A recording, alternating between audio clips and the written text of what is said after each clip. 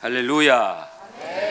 예, 우리 제주 중심교회 성도 여러분들과 같이 오늘 같이 예배 드리게 되어서 참 새롭습니다. 저로서는 맨날 영락교회 강단에 서다가 주일날 이렇게 여러분들 앞에 섰습니다. 제가 40년 목회 중에 제주 영락교회에서 20년 목회하고 원로 목사로 추대받고 지금은 안식년 기간입니다. 그래서 형식상 당회장권을 갖고 있고 이제 봄노회까지 그리고 이제 쉬고 있습니다. 여러분이 불러주셔서 여기 왔습니다. 오늘은 새해 세 번째 주일을 맞이했는데 새해는 곧 기회입니다. 해마다 우리가 한 해 한 해 맞이하는데 하나님께서 우리에게 1년 365일이라고 하는 금년에 366일인 것 같아요. 29일, 2월 달이 29일이니까 한 해를 선물로 주십니다. 금년의 이 한 해는 한 번도 살아보지 않은 정말 글자 그대로 새 한 해입니다. 그것은 어떤 의미가 있습니까? 다시 시작해봐라, 내가 다시 시작해봐라 하는 그런 메시지가 있습니다. 그동안 만족스럽지 않은 일도 있었을 것이고 수치스러운 일도 있었을 것이고 또 낙심된 그런 일도 있었을지라도 그 모든 실패와 낭패를 과거로 묻고 다시 한번 해보라는 하나님의 격려의 메시지가 새해에 있는 줄로 믿습니다. 그런 의미에서 2016년은 하나님께서 우리에게 주신 또 한 번의 기회인 것입니다. 어떤 이에게는 매년 찾아오는 역사적인 사건일 뿐이고 평범한 일상일 수도 있겠지만 오늘 하나님 앞에서 살게 된 2016년은 하나님께서 여러분에게 감당치 못할 기회를 선물로 주실 줄로 믿습니다. 이 특별한 기회를 어떻게 사용할지 우선 마음으로 하나님께 열고 응답할 준비를 하시기를 바랍니다. 이사야 40장을 보면 이사야는 하나님께 들은 네 가지 메시지를 이스라엘 백성들에게 전합니다. 첫째는 위로하라, 내 백성을 위로하라. 참 이스라엘 백성들이야말로 고난의 역사 속에 살아가는 민족입니다. 숨는 고난과 역경, 애굽의 종살이를 하지 않았나, 바벨론 땅에 포로로 잡혀가지 않았나, 수없는 패망의 역사, 질곡의 역사를 건너온 그들입니다. 삶이 피폐합니다. 그런 가운데 서로 위로하라, 위로하라, 내 백성을 위로하라. 그것이 첫 번째 하나님의 메시지였고, 두 번째 메시지는 광야에서 여호와 길을 찾으라. 광야에서 여호와 길. 여러분, 광야는 어떤 길입니까? 정말 삶이 척박한 길입니다. 먹을 것, 마실 것 찾아야 하고 어느 곳이 길인지 알지 못하는 그 거칠은 길입니다. 그 광야에서 여호와의 길을 예비하라.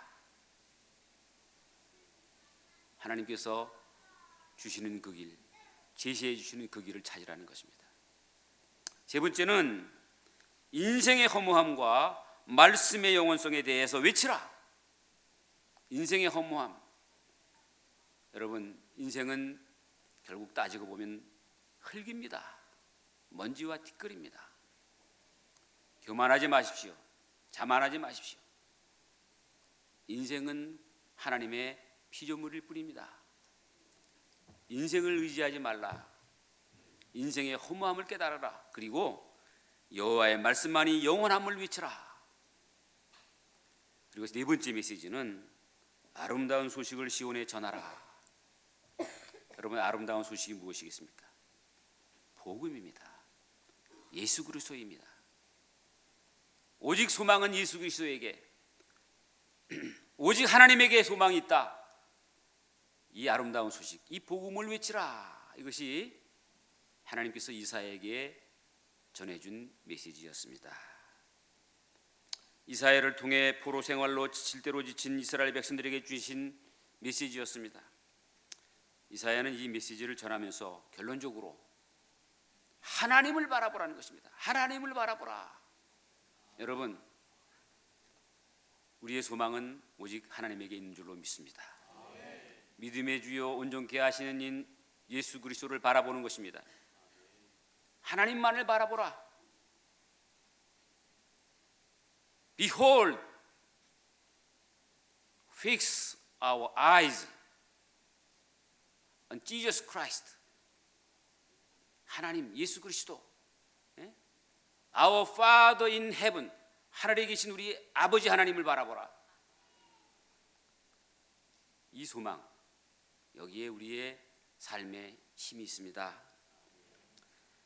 이 말은 오늘 우리들에게 적용해 보면 결국은 네 자신을 바라보지 말고 예수 그리스도를 바라보라는 것입니다. 네 시선을 하나님께 집중하라. 네 관심을 하나님께 집중하라. 네 생각을 하나님께 집중하라는 것입니다.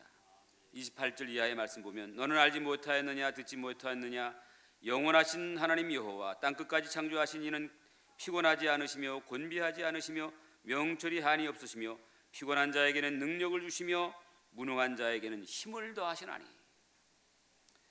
여기서 너는 알지 못하였느냐 듣지 못하였느냐, 이 뜻은 하나님에 대한 너의 지식이 너무나 일방적이지 아니었느냐, 너무 자기중심적이 아니었느냐 하는 것입니다. 사람들이 상처를 받으면 그 상처 때문에 대상을 진실 그대로 보지 못하는 수가 많습니다. 자기 상처가 커서 그 상처의 눈으로 사람을 보니까 실망스럽기도 하고 저주스럽기도 하고 야속하기도 하고 언제나 왜곡해서 분노의 대상으로 보게 되는 경향이 많은 것입니다. 미움의 대상으로 봅니다. 너는 알지 못하였느냐 듣지 못하였느냐, 이 말은 내가 진짜 하나님을 모르고 네가 만든 네 마음속에 갇혀있는 그 상처의 하나님만 가지고 있다는 뜻입니다. 하나님에게 원망했던 마음 그대로, 하나님에게 실망스러운 반응을 했던 그 마음 그대로 가지고 있는 그 하나님만을 갖고 있기 때문에, 그 속에 묻혀 있기 때문에, 그래서 이 말씀을 신약 성경에 적용하면 예수가 잘못된 것이 아니라 당신이 생각한 예수가 잘못된 것이라는 말입니다. 가룟 유다의 경우를 보십시오. 똑같이 12명의 제자들이 예수님을 따라다녔지만 유독 가룟 유다만은 사탄의 영향을 받아가지고 자기 틀 속에 갇힌 예수를 본 겁니다. 메시아 예수 그리스도, 하나님의 아들 예수 그리스도를 보지 못했습니다. 믿지 못했습니다. 결국 탐심이 가득한 그는 예수를, 자기 선생님을 팔아버리는 이런 엄청난 죄악을 저질렀습니다. 당시에 서기관들과 바리새인들, 소위 율법주의자라고 했던 그들, 율법의 핵심인 예수 그리스도, 그분이 오실 그 내용을 잃어버린 채 예수를 비난하고 예수를 핍박하고 예수를 모함하고 예수를 잡아 죽일 생각만 했습니다. 똑같은 상황 속에서 살아갔지만, 똑같은 메시지를 들었지만 그렇단 말이죠. 제사장들도 역시 마찬가지입니다. 잘못된 예수님의 관을 가지고 있었습니다. 이것을 우리 시대에 적용하면 기독교가 잘못된 것이 아니라 당신에게 있는 기독교에 대한 상처와 아픔 때문에 진짜 기독교를 보지 못하고 당신이 만든 허상만 보고 있다는 것입니다. 그러면서 이사야는 하나님을 소개합니다. 네 가지로 그가 메시지를 가지고 전했습니다. 첫째는 인간은 시간과 공간의 제약을 받지만 하나님은 영원 전부터 영원까지 계신 분이시다. 인간의 제약성과 하나님의 영원성, 여러분 이것을 인정하시기 바랍니다. 이것을 믿으시기 바랍니다. 우리는 피조물입니다. 그분은 창조주이십니다. 둘째는 그분은 땅끝까지 창조하신 분입니다. 하나님은 우주와 인간을 창조하셨고 통치하고 다스리십니다. 우리 지금 과학이 발달되기 때문에 우주가 얼마나 큰지를 많은 정보를 갖고 있죠. 여러분 우주를 상상할 수 있겠습니까? 은하계 하면 은하계의 이 지구만한 별들, 지구보다 더 큰 별들이 수천 개가 있는 게 이게 은하계인데, 이런 은하계가 수없이 많은 게 우주 아닙니까? 그 우주를 만드신 하나님 우리가 어떻게 가늠할 수 있겠습니까? 어떻게 여러분들의 우리의 좁은 머릿속에 그 하나님을 다 제한시킬 수 있겠습니까? 설명할 수 없습니다. 하나님의 무한하신 우주와 인간을 창조하신 그 하나님, 그래서 통치하시는 그 하나님. 셋째 메시지는 하나님은 지치거나 피곤해하지 않으십니다. 하나님의 능력은 무한하고 그 힘이 날마다 새롭기 때문에 지치는 법 없습니다. 도중에 포기하는 분이 아니십니다. 하나님의 권능의 영원성. 넷째는 하나님의 명철은 한이 없습니다. 그의 지혜와 그의 지식은 무궁하며 그의 분별력과 통치력은 완벽하다. 이것이 이사야가 이스라엘 백성들에게 전해준 메시지의 내용입니다. 결론은 바로 이런 하나님에 대해서 생각을 바꾸라 하는 것입니다. 관점을 바꾸라 하는 것입니다. 성경에서 말씀하시는 바로 그 하나님으로 믿음의 대상을 바꾸라는 것입니다. 성경을 보면 위대한 사도가 있죠. 누굽니까? 바울입니다. 바울은 정말 특정한 하나님이 예비하신 사도였습니다. 그는 어떤 관점을 갖고 살았습니까? 그가 사울이었을 때는 예수에 대한 관점은 예수님은 저주의 대상이요, 비난의 대상이요, 퇴치해야 할 대상이요, 이단자 예수였습니다. 그래서 예수님을 핍박하고 예수 믿는 사람들을 잡아 죽이고 그랬던 사울, 그가 어느 날 다메섹 도상에서 놀라운 빛 가운데 성령을 체험하지요. 과거에 그는 이제 죽었습니다. 눈에서 비늘이 벗겨지는 순간 그는 새로 태어났습니다. 예수님을 보는 시각이 달라졌습니다. 관점이 달라졌습니다. 그 후로부터 바울은 어떻습니까? 예수 그리스도를 위하여 자기의 모든, 내가 가진 모든 것을 배설물로 여긴다. 예수를 생각하는 것이 가장 고상한 것이다. 나는 그 표대를 향해서 달려간다. 완전히 달라졌습니다. 관점이 달라졌습니다. 사도행전 20장 24절에 그가 고백한 내용이 있습니다. 환난과 역경이 나를 기다린다고 하지만은,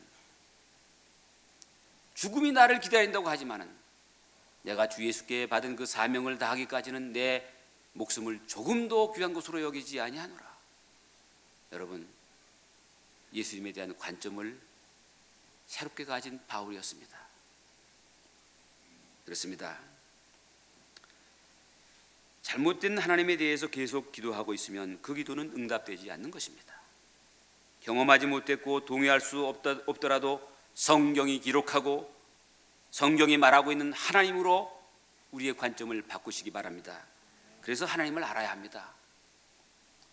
호세아서는 하나님을 알자, 힘써 여호와를 알자. 어떻게 보면 우리 신앙생활은 하나님을 알아가는 과정이라고 볼 수가 있습니다. 하나님을 알아가는 과정이 신앙생활이다. 아까도 말씀드렸지만 하나님의 그 위대하심을 우리 일생을 다 연구해도 모자라는 것입니다. 하나님을 알기 위해서는 어떻게 될까요? 말씀에 집중하셔야 됩니다. 성경에 집중하셔야 합니다. 근데 우리가 신앙생활 할 때 그런 자세로 갖지 않고 내 생각으로 신앙생활 하거나 내 아이디어로 신앙생활하는 그런 경향 속에 빠질 수가 있어요. 성경의 하나님, 성경에서 하나님을 만나시기 바랍니다. 성경에서 예수 그리스도를 만나시기 바랍니다. 평생 예수님 만나기 위해서, 평생 하나님 알기 위해서 성경을 연구해야 됩니다. 읽어야 합니다. 묵상해야 됩니다. 그래서 신앙생활은 평생을 하나님을 알아가는 과정, 예수 그리스도를 깊이 알아가는 과정입니다. 그리고 또 하나는 그 하나님에 대해서 평생 헌신을 다짐하는 과정이라고 말할 수 있습니다. 그것이 신앙생활입니다.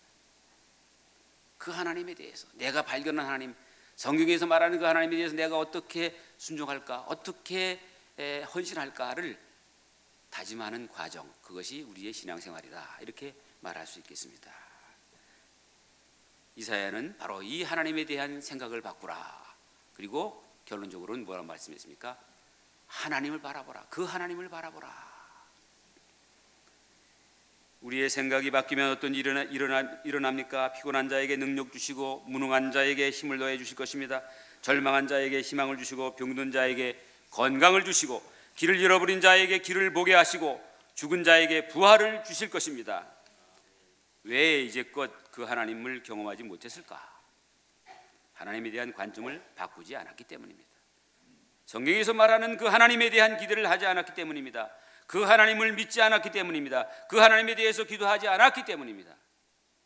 관점 바꾸고 생각을 바꾸십시오. 예수님에 대해서도 마찬가지입니다. 우리는 예수님을 믿는다고 하지만 내가 만든 예수, 내가 생각하는 예수를 예수라고 생각할 수 있습니다.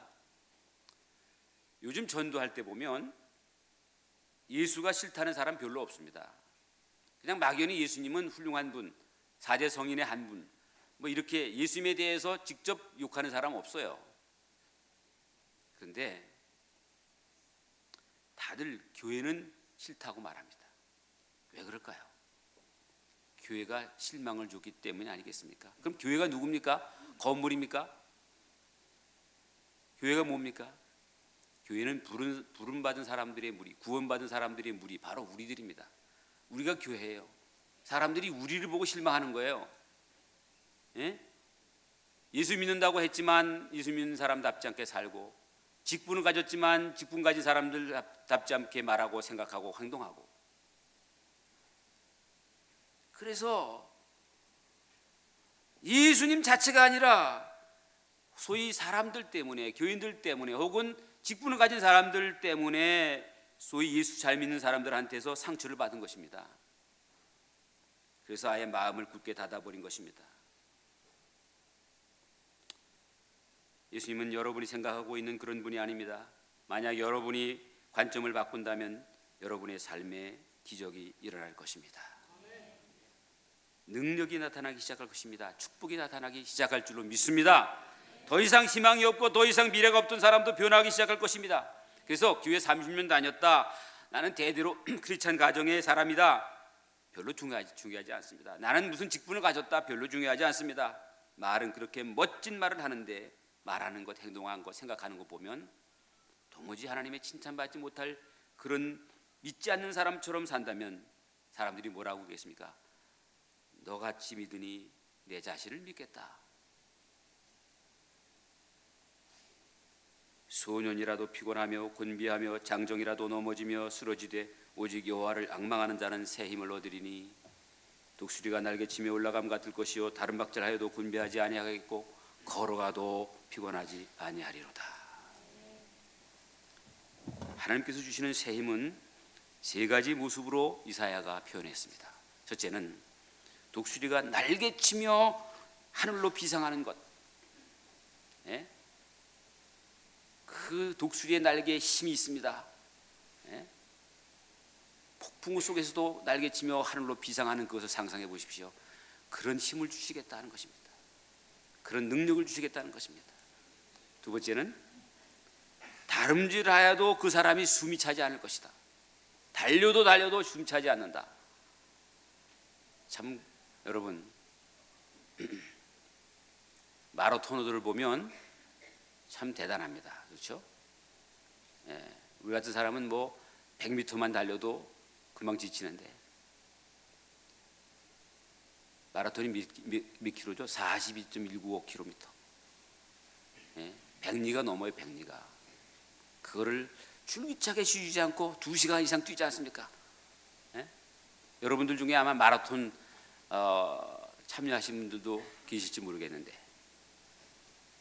제가 고등학교 1학년 때 마라톤을 전교에서 했는데 그때 아마 개교기념 때쯤 됐던 것 같아요. 저 학교가 신솔동이었는데 저 수유리에 있는 4.19 묘지 거기까지 갔다 오는 거예요. 고등학교 1학년 때인데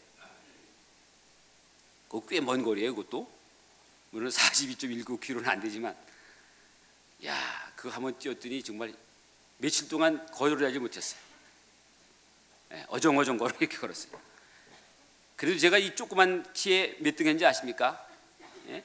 몇 등 했게요? 64등 했어요. 64등. 대단한 겁니다 이거. 여러분 웃지 마세요.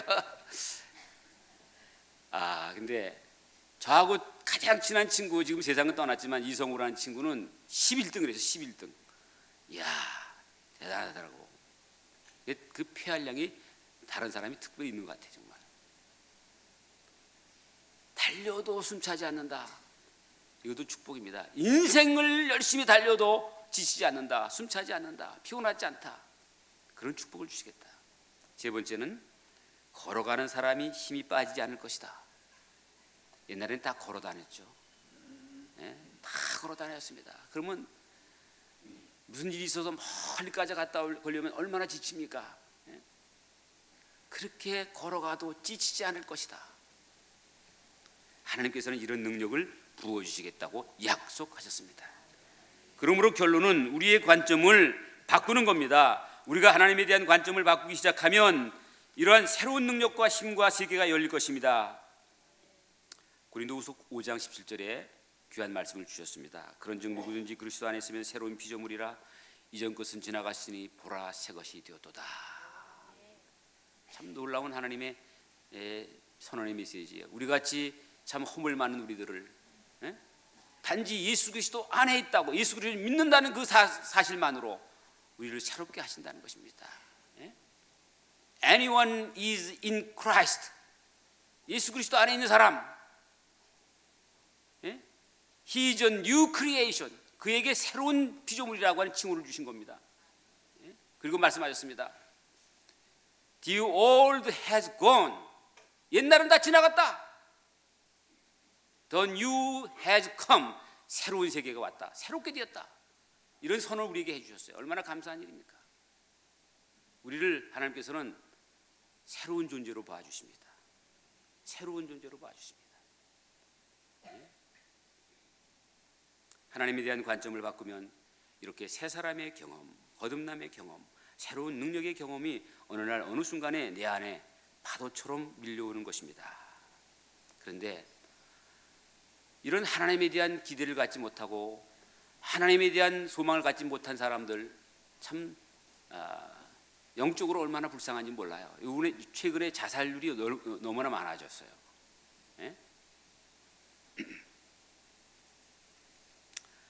국제적인 기구 가운데 OECD라고 하는 기구가 있죠. Organization for Economic Cooperation and Development라고 하는 그 첫자 해서 OECD인데, 말하자면 경제협력 개발 기구라고 하는 세계적인 기구에 우리나라가 회원으로 가입되어 있습니다.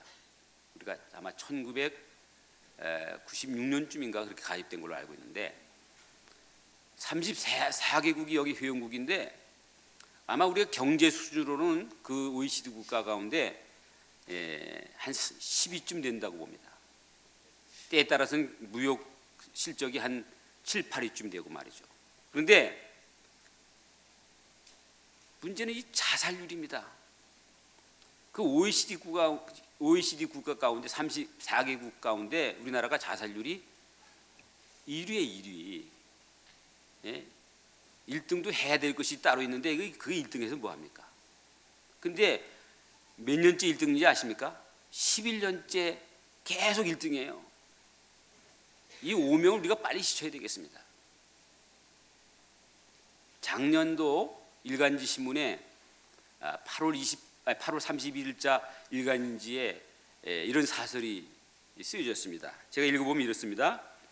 사설의 제목이 11년째 자살률 1위인 한국 사회. 이게 사설의 제목이었어요. 그 중에 한 부분 읽어보면 이렇게 됐습니다. 어제 공개된 OECD 건강 통계 2015에 따르면 한국의 자살률은 인구 10만 명당 29.1명으로 OECD 회원국 가운데 여전히 1위이다. 벌써 11년째다. OECD 회원국 평균 12.00명보다 2.5배가량 높고 2위인 한가리, 한가리가 2위인데 한가리는 10만 명당 19.4명, 우리는 10만 명당 29.1명. 2등하고도 이렇게 너무 격차가 나요. 예? 마라톤이나 무슨 다른 거 2등하고 이렇게 격차 나는 거 얼마나 영광스러운 겁니까? 근데 이거는 정말 오명이에요. 압도적으로 우리가 높아요. 자살 사망률이 가장 낮은 국가 터키가 2.6명, 그리스가 4.2명, 멕시코가 5명, 이탈리아가 6.3명. 이런 나라들에 비하면 오레지 10배가량이 높다는 겁니다. 그래서 이것을 통계로 분석하면 하루에 40명씩 자살한다는 거예요. 예? 36분마다 한 명이 자살한다는 겁니다. 하루에 40명이면 어느 고등학교 학생 한 반이 40명이라면 그 한 반 학생이 다 죽는 거예요. 다 자살했다는 얘기도 되는 거예요. 예? 버스 한 대 40명 타고 가는데 하루에 40명, 매일 40명이 죽는다는 것 아닙니까? 참 놀라운 이런 수치스러운 오명을 갖고 있습니다. 부끄러운 일입니다. 왜 그럴까요? 우리는 이런 사실을 신앙적인 입장에서, 영적인 입장에서만 생각해 보면 왜 자살하는가? 그들에게 하나님이 없기 때문이에요. 자기만을 바라보기 때문입니다. 형편이 어렵고 여러 가지 절망스러운 환경 속에 빠지고 그런 문제들이 많겠죠. 얼마나 많겠어요. 근데 그들에게 하나님이 없기 때문에 그만 절망해서 스스로 목숨을 버리는 것입니다. 여러분, 그렇게 자기를 깊이 생각하고 그런 실망과 저주와 자기 관념 속에 묵상하면 자살할 수밖에 없는 거예요. 그러나 하나님을 묵상하면 부활할 줄로 믿습니다. 세상 일 생각하면 마음이 답답합니다. 자식들 생각하면 답답합니다. 세상 일 생각하면 그렇게 답답할 수가 없어요. 그러나 하나님을 생각하면 이상하게 희망이 생기는 것입니다. 성경에 그 하나님 생각하면 비바람치고 폭풍우와치고 캄캄한 가운데서도 빛이 보이기 시작합니다. 그 하나님 생각하고 그 하나님을 경험해 보시기를 바랍니다. 금년 한 해 동안에 그 하나님을 체험해 보시기 바랍니다. 그때 내 마음이 환해지기 시작하고 독수리가 창공으로 날아가는 것 같고 아무리 뛰어도 피곤하지 않고 숨차지 않습니다. 뛰면 뛸수록 힘이 넘치는 겁니다. 아무리 걸어가도 힘이 빠지지 않습니다. 이런 삶이 천국까지 계속되기를 바랍니다.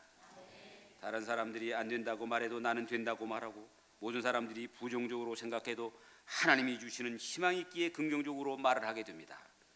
도대체 이 차이가 무엇입니까? 이 차이는 놀라운 것입니다. 오늘 여러분과 제가 이런 일을 동일하게 경험하기를 축원합니다. 이렇게 기도해 보십시오. 한번 따라해 보시겠습니까? 하나님, 제가 지금까지 생각했던 하나님을 포기하고 하나님이 말씀하시는 하나님, 성경에서 말하는 하나님, 영원하신 하나님, 천주를 창조하신 하나님, 힘과 능력이 무한하신 하나님, 전지전능하신 하나님, 명철하신 하나님, 내 하나님으로 받아들입니다. 내가 하나님을 믿습니다. 내가 예수님의 이름을 선포합니다. 하나님을 찬양합니다. 아멘. 이렇게 날마다 기도드리면 하나님께서 그 순간부터 여러분의 사고와 판단력과 인생을 새롭게 하실 줄로 믿습니다. 그러면 성령께서 함께 하십니다. 예? 하나님 생각하는데 성령님께서 임하시죠. 여러분을 포효하시고 여러분을 다스리시고 품에 안으십니다. 성령님의 품에 안기시기 바랍니다. 그런데 자꾸 잊어버리고 자기 고민에만 빠지고 자기 어떤 처지에만 빠지면 그때 뭐가 역사합니까? 사탄이 역사하는 것입니다.